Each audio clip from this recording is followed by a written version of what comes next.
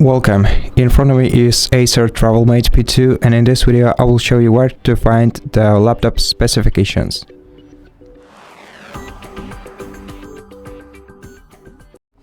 So first, open the Start menu, then open Settings. In Settings, select System, then scroll all the way down to About section, open the About section, and here you'll find all the information, all the brief about your hardware elements, and below you can find the device specifications, and beneath them you can find the Windows specifications.